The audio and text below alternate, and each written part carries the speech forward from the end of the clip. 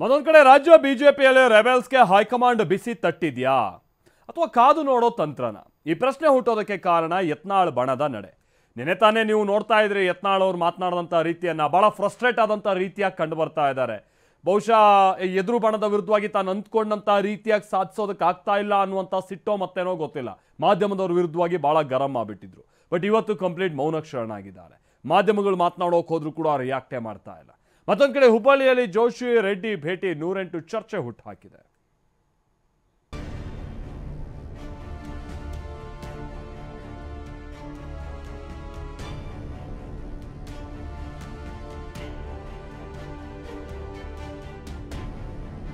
ಒಮ್ಮೊಮ್ಮೆ ರಣರಣ, ಮಗದೊಮ್ಮೆ ಮೌನ, ಆಮೇಲೆ ಅಂತರ್ಯುದ್ಧ. ಸದ್ಯ ರಾಜ್ಯ ಬಿಜೆಪಿಯಲ್ಲಿ ನಡೆಯುತ್ತಿರೋದು ಇದೇ ಬೆಳವಣಿಗೆ ನೋಡಿ. ಬಿವೈ ವಿಜಯೇಂದ್ರ ವಿರುದ್ಧ ಹಲ್ಲು ಮಸೆದುಕೊಂಡು ಓಡಾಡುತ್ತಿದ್ದ ಯತ್ನಾಳ್ ನೋಟಿಸ್ ಕೊಟ್ಟ ಮೇಲೆ ಕೊಂಚ ಮೌನಕ್ಕೆ ಶರಣಾಗಿದ್ರು. ಬಳಿಕ ನಿನ್ನೆ ಮತ್ತೆ ಅಬ್ಬರಿಸಿದ್ರು. ಆದ್ರಿಂದ ಅದೇ ಮೌನಧಾರಿಯಲ್ಲಿದ್ದಾರೆ. ರೆಬಲ್ಸ್ ನಡೆ ನೋಡಿದ್ರೆ ಎಲ್ಲ ಒಂದು ಕಡೆ ವರಿಷ್ಠರ ಸಂದೇಶ ಸಂಕೋಲೆಯನ್ನೇ ಹಾಕಿದಂತಿದೆ.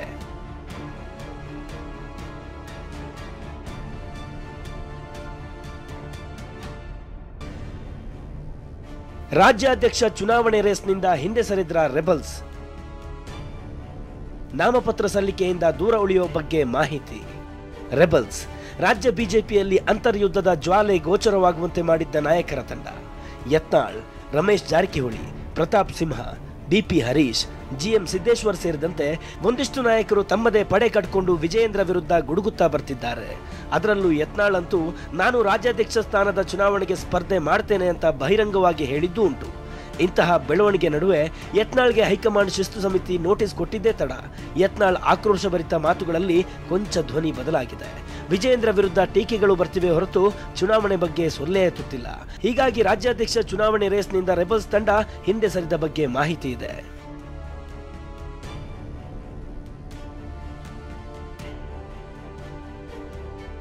ಹಾಗಾದ್ರೆ ರೆಬಲ್ಸ್ ಸೈಲೆಂಟ್ ಹಿಂದಿರುವ ಕಾರಣ ಏನು ಅಂತೀರಾ?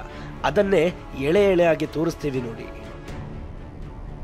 ರಾಜ್ಯದಲ್ಲಿ ಈವರೆಗೂ ನಡೆದ ರಾಜ್ಯಾಧ್ಯಕ್ಷ ಚುನಾವಣೆಗೆ ಅವಿರೋಧ ಆಯ್ಕೆ ಮಾಡಲಾಗಿದೆ. ಹೀಗಿರುವಾಗ 37 ಸಂಘಟನಾತ್ಮಕ ಜಿಲ್ಲೆಗಳ ಪೈಕಿ 25 ಜಿಲ್ಲಾಧ್ಯಕ್ಷರ ಆಯ್ಕೆ ಪೂರ್ಣಗೊಂಡಿದೆ.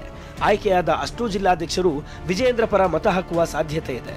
ಉಳಿದ 15 ಜಿಲ್ಲೆಗಳ ಚುನಾವಣೆ ನಡೆಸಲು ಹೈಕಮಾಂಡ್ ಸೂಚನೆ ಕೊಟ್ಟಿದೆ.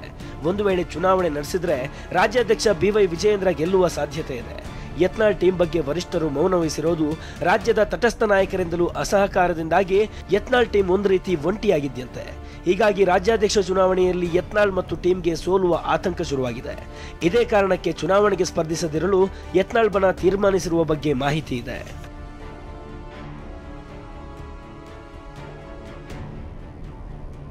ಚಾಮುಂಡಿ ಬೆಟ್ಟಕ್ಕೆ ಯತ್ನಾಳ್ ಭೇಟಿ, ಡಿವೈವಿ ಪರ ಜೈಕಾರ.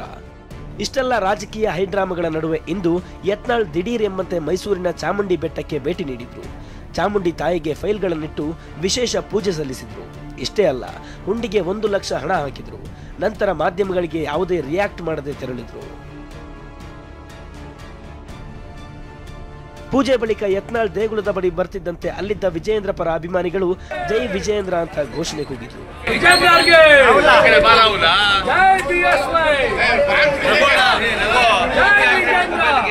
ಅತ್ತ ಹುಬ್ಬಳ್ಳಿಯಲ್ಲಿ ಪ್ರಹ್ಲಾದ್ ಜೋಶಿ ನಿವಾಸಕ್ಕೆ ಇಂದು ಜನಾರ್ದನ್ ರೆಡ್ಡಿ ಭೇಟಿ ಕೊಟ್ಟಿದ್ರು. ಭೇಟಿ ಬಳಿಕ ಮಾತನಾಡಿದ ರೆಡ್ಡಿ, ಮೊಮ್ಮಗನ ನಾಮಕರಣಕ್ಕೆ ಕರೆಯೋಕೆ ಬಂದಿದ್ದೆ.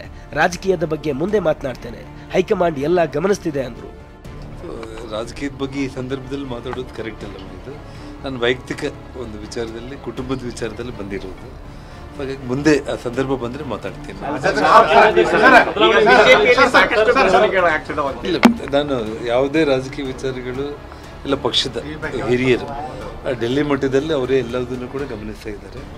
ಅವರೇನು ನಿರ್ಧಾರಗಳು ತಗೊಳ್ತಾರೆ, ಒಬ್ಬ ಸಾಮಾನ್ಯ ಪಕ್ಷದ ಕಾರ್ಯಕರ್ತರಂತೆ ನಾವು ಆ ನಿಟ್ಟಲ್ಲಿ ಕೆಲಸ ಮಾಡೋದು ಬಿಟ್ಟು ಬೇರೆ ಏನೂ ಇಲ್ಲ.